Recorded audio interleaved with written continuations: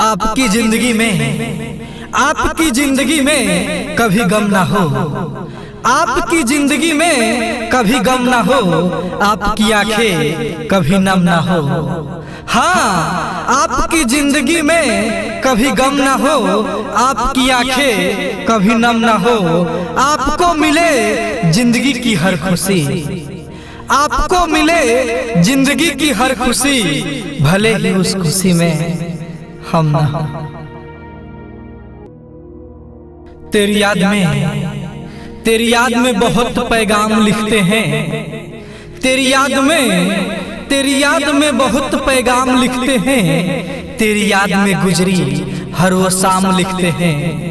हो जाती है वह कलम भी दीवानी, हाँ हो जाती है वह कलम भी दीवानी, जिस कलम से तुम्हारा नाम लिखते हैं।